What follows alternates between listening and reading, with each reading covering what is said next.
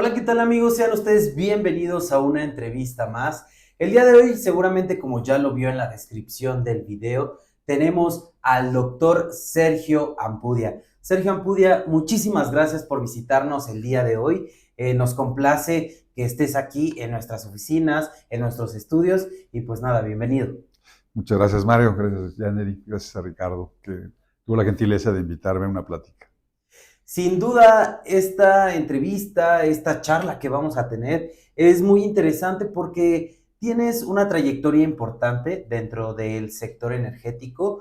Realmente tu trabajo ha sido impactado, ¿no? Tanto para empresas como para personas y líderes dentro de la industria, ¿no? Y pues bueno, te vemos vigente todavía en redes sociales, por ahí nos platicabas que hacías TikToks y demás. Entonces, de alguna manera, y por lo que ahorita vamos a seguir charlando, de alguna manera tienes esta imagen como fresca, jovial y sobre todo que le gusta informar y estar en contacto con los líderes o con personas que están pues, en este camino, ¿no, Sergio?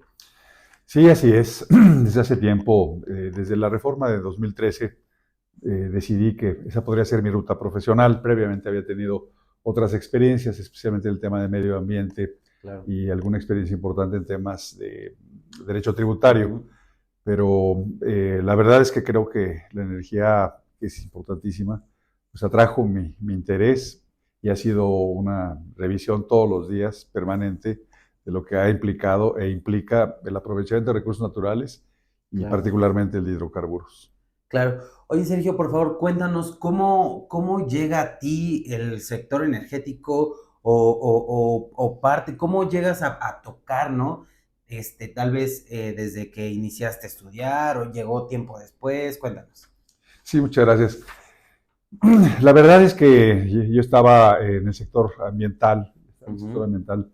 había sido abogado general de la Semarnat en algún momento, coordinador jurídico de la Semarnat. Y esto de manera natural te lleva al tema de las energías limpias, de las energías renovables. Había muchas dificultades para entender por qué un país que tiene una tasa de radiación tan alta y tiene algunas zonas de viento importantes no tenía un desarrollo sobre energías limpias Ujú. que le dieran, digamos, no solamente precios, sino además contribuyeran al ambiente. La verdad es que faltaba una reforma energética que permitiera bajar el precio. Claro. No es tanto la parte ambiental en cuanto a emisiones, sino el precio lo que hacía caro que fuera la energía fotovoltaica Ujú. algo más común. Desde que se empezó a generar el desarrollo de la energía fotovoltaica en el mundo, el precio cayó de Ujú. 1977, estaba a $76 el kilowatt hora por metro cuadrado, hoy está a menos de 50 centavos de dólar. Claro. Hay explicaciones económicas sobre eso. Una se llama la ley de Wright, por ejemplo, Ujú. que digamos que dice que cualquier producto, al duplicarse su producción, duplica su capacidad y además mejora su desempeño.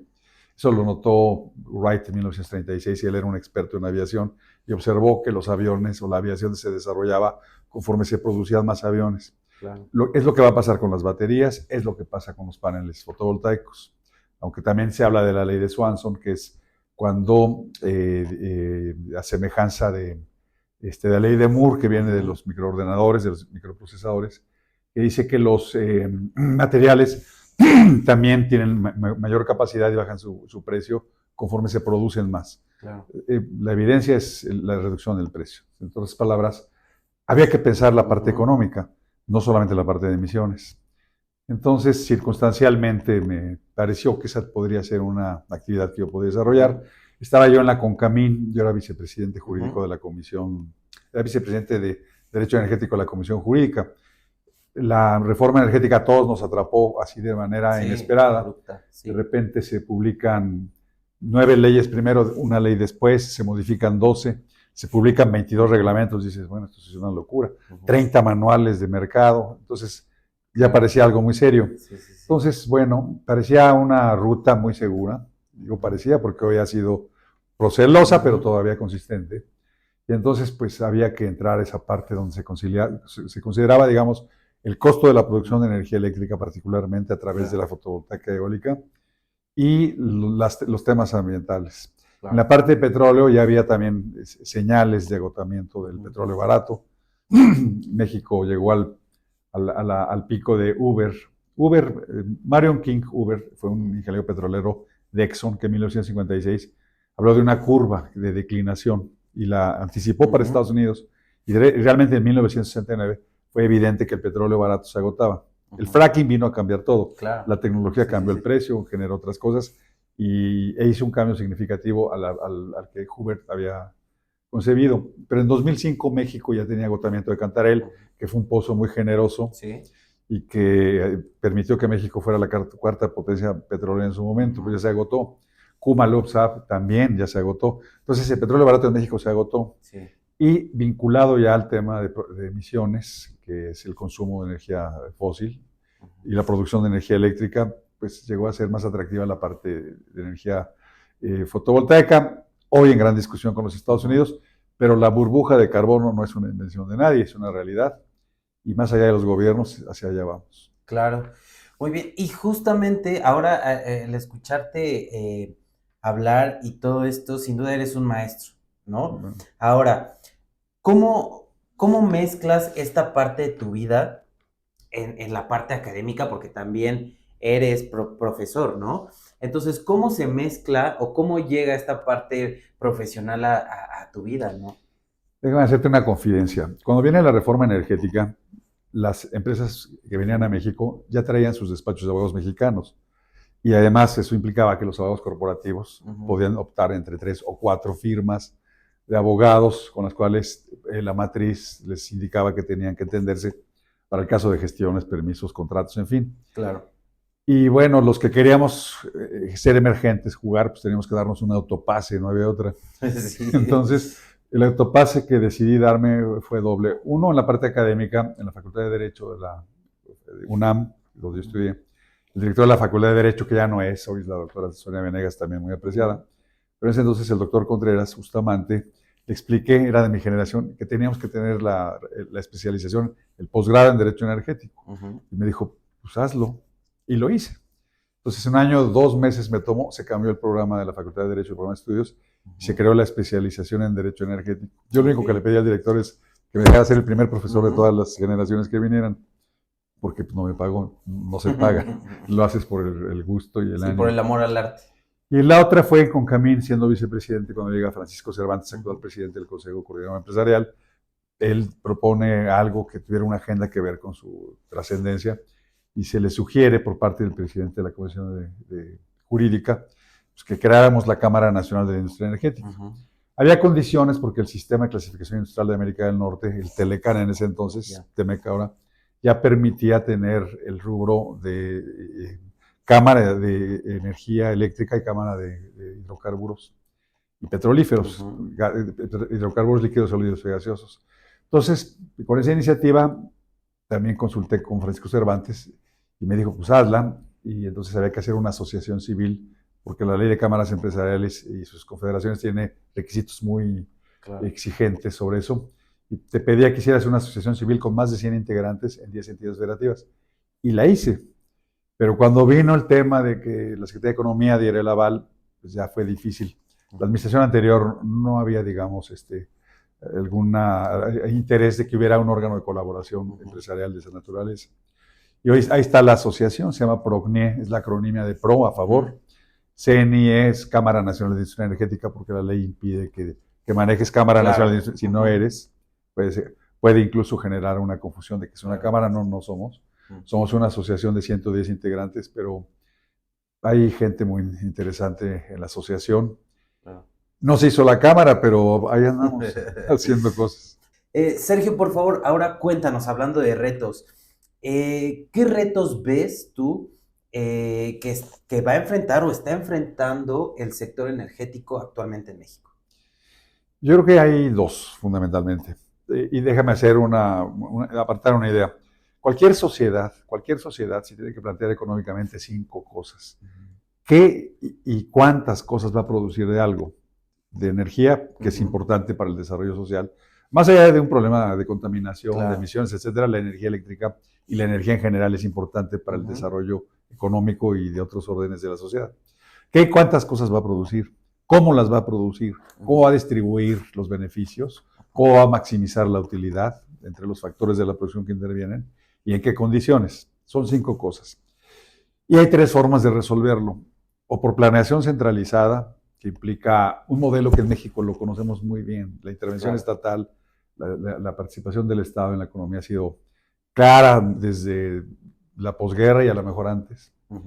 La planeación centralizada tiene un problema, no tiene cálculo económico. Desarrolla planeación porque hay objetivos de cumplimiento de fines colectivos, propósitos sociales o de otro orden, pero no tiene cálculo económico. La de mercado, que sí lo tiene, y tiene una condición que es importantísima, la escasez. No hay recursos para todo y hay que elegir cómo vas a librar tus batallas, que es importante conforme a estos criterios de qué, cuántos, cómo y cómo distribuyo. Hay recursos escasos y hay un costo de oportunidad. Si yo produzco electricidad con petróleo, y yo lo tengo que hacer, entonces dejo de gastar en otras cosas. Y si yo lo voy a hacer, porque mi visión de la política energética es que lo haga el Estado, entonces los privados no pueden participar. Total. Y viceversa. Entonces, el sexenio anterior, digamos, transitamos en esa lógica donde se privilegiaba el mercado. Hay una tercera que es la tradicional, y yo creo que es bien importante para lo que viene, que es la forma de producción tradicional, que es la de sobrevivencia, que es la agrícola, de las comunidades más rezagadas, que producen con fuerza animal y con fuerza humana, y son eficientes en cuanto a la producción, pero tecnológicamente rezagados, históricamente rezagados, en fin. Entonces, esas 3 formas de producir se tienen que combinar. La reforma energética de Peña Nieto privilegiaba la idea de la competencia. Esa era la parte esencial de todo. Y entonces a la CFE y a Pemex los hizo empresas para competir. La realidad es que no son aptas para competir. La reforma que viene ahora elimina la competencia para ellas, pero sí la deja para los otros agentes económicos. Pero además incorpora esta reforma a la producción tradicional bajo la idea de justicia energética y pobreza energética. Lo tiene la ley del sector energético y la tiene la ley de hidrocarburos. Y francamente lo que te dice es, aquí hay comunidades que no han tenido acceso a la energía, y le toca al Estado y le toca al mercado ver cómo resuelven eso. Y hay una reforma en materia de pueblos indígenas y comunidades del año pasado, el 30 de septiembre, que ya recoge otras cosas que ya se venían haciendo en temas de pueblos y comunidades indígenas. Y hoy te obliga a generar con las comunidades, si vas a desarrollar un proyecto de energía, una discusión sobre distribución de beneficios justos y equitativos. Eso va a estar bueno. Ese reto de cómo le hacemos para encontrar fórmulas va a estar bueno. Me regreso un poco. El énfasis ahora, a partir de que la planeación centralizada es más importante que el mercado, sin dejar el mercado, a diferencia de lo que era antes, te genera el problema de que tienes que crear condiciones de confianza para la inversión privada, porque te estás considerando que el agente económico. En materia de hidrocarburos es subsidiario, es complementario, así lo dice la ley. Si no tengo yo capacidades Pemex, busco a alguien que las tenga y me asocio con él. Y en el caso de la electricidad hay otros modelos de participación. Se mantiene el mercado y hay lo que es valiosísimo, el autoconsumo. Ahora sí creo que queda claro que si tú puedes producir y consumir tu propia energía, lo puedes hacer. Antes sí decía eso la ley, la llamaba abasto aislado, pero eran 2 artículos y nadie sabía ciencia cierta cómo se podía, si se hacía. En fin, hoy ya queda muy claro que sí puedes tú producir y consumir tu propia energía. Es lo que Jeremy Rifkin le llama prosumidores. Producen y consumen su energía. Claro. Yo creo que ese va a ser el nuevo mercado. Si hay sensibilidad en el gobierno para dejar que esa parte se resuelva, digamos, con los propios recursos. Claro. Pues sin duda estás hablando del presente y del futuro que se nos viene, que ya está. Ya está. ¿No? Porque como dicen, el futuro es hoy, ¿no? Sí. Entonces, y justamente hablando del futuro, sin duda alguna, yo sé que tú eres mentor de jóvenes que te siguen en redes, que siguieron tus videos en TikTok, ¿no? Porque pues al final del día, pues llegas a otros mercados, a otras generaciones, a otros públicos. Pero, ¿cuál es tu recomendación para estas personas, estos jóvenes abogados a lo mejor que están iniciando también en cuanto al derecho energético y se están involucrando en el mercado y llegan a una parte histórica importante dentro del país, ¿no? ¿Cuál es tu recomendación para estos jóvenes que se están involucrando dentro del sector? Mira, yo creo que ya estamos viendo, a querer o no, un fenómeno muy interesante, que es el de la inteligencia artificial. La inteligencia artificial tiene un desarrollo muy importante por una razón. El costo nivelado de la energía eléctrica se abarató de manera significativa a partir de los paneles fotovoltaicos. Históricamente, los grandes cambios tecnológicos vienen cuando coinciden sistemas de información, en este momento el Internet 5G, ya vamos por 6G, Sí. o sea, de banda ancha. Los materiales, ya tenemos silicios, microchips, en fin, muchas cosas que tienen la capacidad de transmitir rápidamente impulsos eléctricos. Y los sistemas de comunicación y de transporte se modifican. Eso ha venido ocurriendo. Hay un problema, digo, hay una condición. Okay. La inteligencia artificial consume 5 veces más electricidad que la que hace una búsqueda de Google, por ejemplo. Sí. Lo vimos con Total. DeepSeek, cuando de repente DeepSeek dijo, soy más barato que NVIDIA. Dio envidia, ¿no? Sí, claro. Se cayeron todas las acciones de NVIDIA. Y justamente ahorita estamos viviendo todo eso. No sé si te has topado ahí las imágenes hechas por inteligencia artificial, No. que justamente ahorita está la controversia, ¿no? De que cuántos litros de agua consumen, cuánta energía, ¿no? Para que a lo enfriar. mejor ya mucha gente y estas nuevas generaciones están buscando y haciendo todo con inteligencia artificial, que está bien, no está mal. Pero efectivamente, como lo mencionas, una búsqueda, no es lo mismo una búsqueda con IA que una búsqueda en internet, ¿no? Te consume 5 veces más de electricidad. Solamente lo puedes hacer. Eso lo demostró la pandemia. Cuando todos nos confinamos, el consumo de energía eléctrica se fue al cielo porque estábamos todos trabajando al mismo tiempo en lugares donde no había.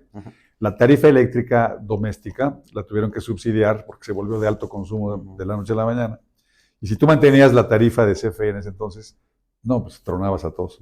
Pero todos nos dimos cuenta que se podían hacer muchas cosas. Y hablo apenas de digitalización, es decir, más o menos encontrabas el acceso interoperable a bases de datos y podrías ir viendo cómo. O ya es la generativa, o sea, ya puedes decirle, pues tengo este problema, a ver, el prompt engineering, claro. El desarrollo de las preguntas, que es la base de la inteligencia artificial, es importante. Lo cierto es que consume mucha electricidad. Sí. Eso no se podría si no consumieras electricidad. Si la pregunta es, ¿qué les recomiendas a los jóvenes? Yo diría, van a tener que pensar en producir su energía para generar actividades de orden productivo absolutamente diferentes. Mi hija, tengo una hija de 16 años, aunque no parezca, dice que quiere estudiar comercio internacional. Digo, no, olvídalo, eso lo va a hacer inteligencia artificial. O sea, en 5 años, aunque no sepas nada, con inteligencia artificial vas a tener la capacidad de saber qué quieres saber, claro, o qué no sabes, y lo vas a averiguar y lo va a hacer por ti. Tienes que pensar en otra manera de enfrentarte a una actividad productiva, pero sin duda el tema de la inteligencia artificial generativa te va a dar la posibilidad de, digamos, de ver las vidas de otra manera. Hay una condición, tienes que producir tu electricidad. Sí. Ya no va a ser por tema de paneles, ahorita hay láminas de microchips que pueden captar la electricidad. Lo que hace la diferencia es el precio, nada más. Sí. Y luego ya con las baterías que van a ser baratas, este tema de la ley de Wright yo lo mencionaba a propósito, porque ahorita las baterías son caras, ese es el problema. Sí. Son muy caras por los materiales que llevan, pesan mucho, tienen un enorme costo ambiental, por cierto. Se requieren muchos minerales para baterías, de litio sobre todo, pero pronto van a ser mucho más baratas, vamos a encontrar una fórmula más barata para tener energía almacenada y entonces capturas energía en el día cuando hay y la liberas en la noche cuando podría ser cara, pero la idea es que vas a ser seguramente un prosumidor. Y el tema del petróleo, aunque el presidente Trump alega que va a ser un tema para él, ya se va a salir del Acuerdo de París, etcétera, yo creo que va a ser solamente mientras el petróleo todavía puede tener precio. Después yo creo que va a tener sustitutos como el hidrógeno, por ejemplo. Como el hidrógeno verde. Se habla mucho del hidrógeno verde. El problema es que es muy caro hidrolizar o electrolizar. Almacenarlo y transportarlo, hasta peligroso. Pero ya, por ejemplo, están haciendo amoníaco verde, NH3, para para concentrar 3 moléculas de hidrógeno y transportarlo como amoníaco. O sea, la verdad es que la tecnología va cada vez más rápido y cada vez más haciendo que las cosas sean diferentes. Sí, claro. Pues sin duda estás súper actualizado en todos estos temas, realmente eres un experto, por eso lo invitamos el día de hoy. Y justamente, Sergio, por favor, sé que te entusiasma mucho hablar de estos temas, pero también sé que tienes proyectos que están en puerta. ¿Cuáles son estos proyectos que te entusiasma para poder compartirlos con todo el público? Yo quiero, concretamente estoy concentrado en el tema de justicia energética. Uh-huh. Yo lo mencionaba, yo creo que hay un problema ya con lo que está haciendo el presidente Trump sobre USAID, Uh-huh. que ya no tiene fondos para favorecer a las ONGs. Yo creo que el tema de justicia energética se va a quedar trunco si lo dejas descansar en ONGs. Pero yo creo que pueden venir otro tipo de empresas, startups, que tengan como propósito preocuparse del ambiente, preocuparse del impacto social, Claro. generar condiciones de justicia energética y no son non-profit, o sea, pueden obtener una utilidad razonable. A mí ese proyecto es el que me está interesando, estoy revisando con detenimiento cuáles son, digamos, las restricciones que enfrenta esto y cómo ayudar. Es un ganar-ganar. El tema de justicia energética está en el Plan Nacional de Desarrollo, está en el Plan México, está en todos lados. O sea, sí hay un interés importante de esta administración en incorporar. Son 500,000 familias, se habla de 500,000 personas, yo creo que son 500,000 familias, o sea, 2 millones de personas. Pero CFE acaba de comprar Altán para dar acceso a Internet.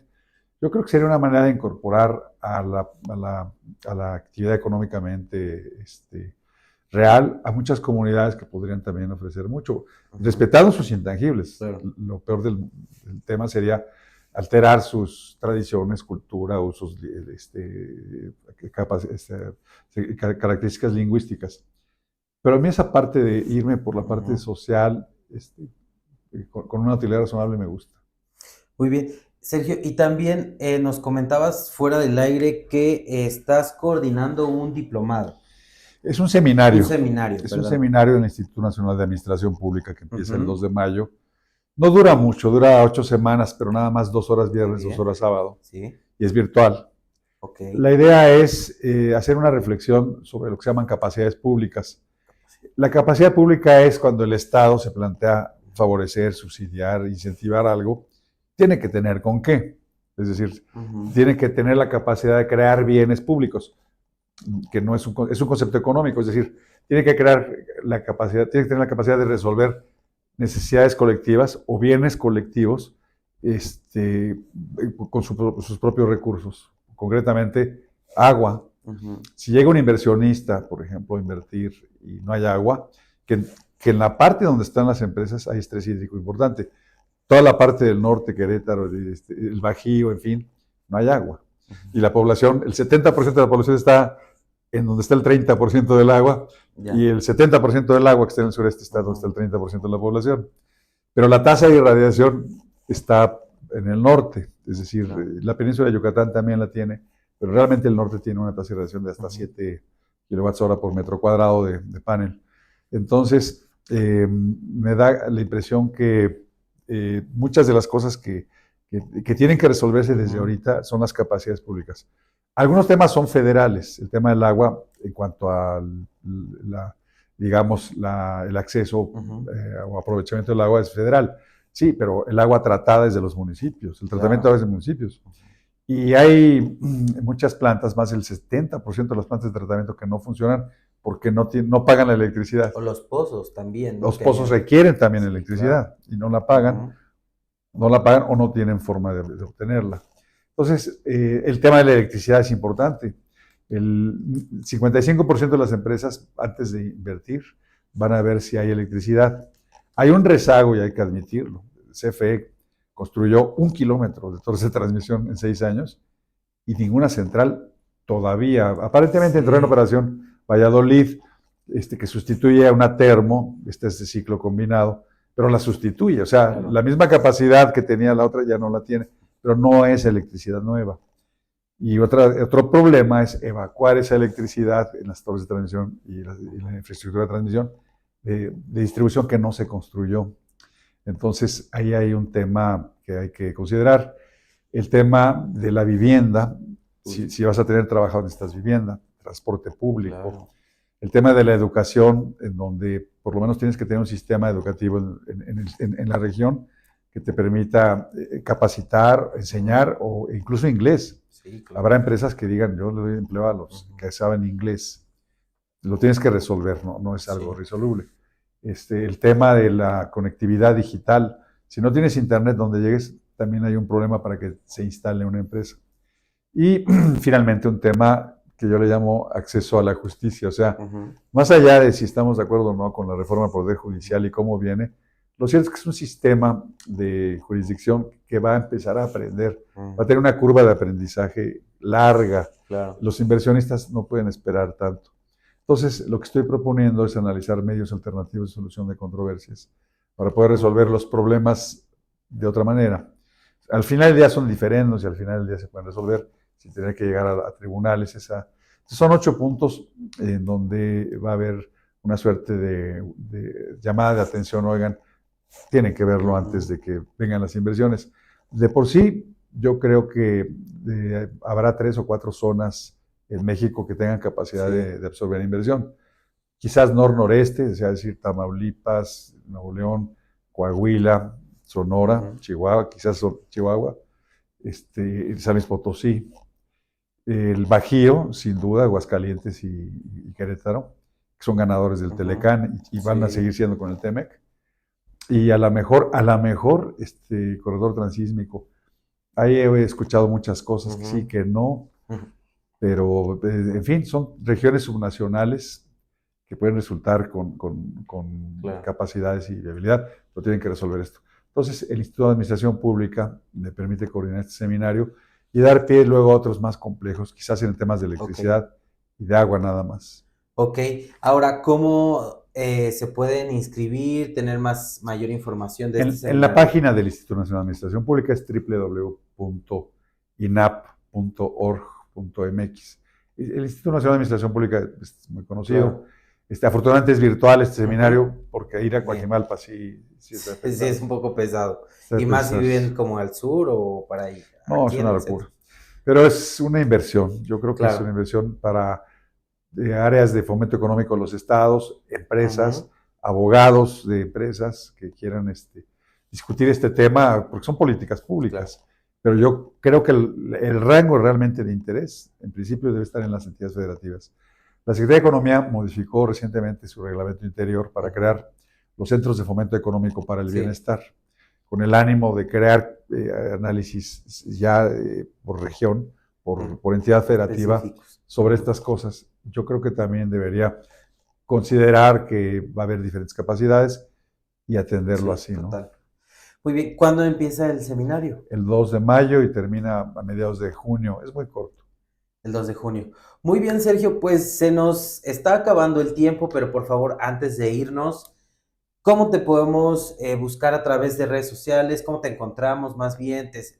¿Tienes página de LinkedIn? Buena pregunta. Estoy estudiando el postdoctorado en inteligencia artificial y me quedé retrasado porque en todas esas cosas. Yo creo que mi correo puede ser Sí, bueno. claro, adelante. ¿Y cuál es tu correo? sergioam0909@yahoo.com. Yo contesto todos los correos de ese. De todas maneras, aquí va a estar apareciendo. O contigo. Y por favor, si tienen alguna duda del seminario o a lo mejor alguna otra duda directamente conmigo. Que tienen, exactamente, directamente. Y pues nada, Sergio, te agradezco tu tiempo, te agradezco el haber estado aquí y sobre todo alimentarnos con toda esta información que tú traes, que tú tienes y estos conocimientos. Eres muy gentil, Mario. Janely también. Y por supuesto un abrazo a Ricardo Ortega, que ha hecho un gran trabajo con esta iniciativa que es Oil and Gas Magazine. Realmente muy, muy bueno. Alliance, es correcto. Muy bien, Sergio, pues muchísimas gracias nuevamente y a ustedes que nos están siguiendo y viendo a través de nuestras redes sociales, les agradezco mucho que hayan llegado hasta este punto de la entrevista. No olvides seguirnos en todas nuestras redes sociales, estamos como Oil and Gas Alliance y Energy Alliance. Nos vemos la próxima.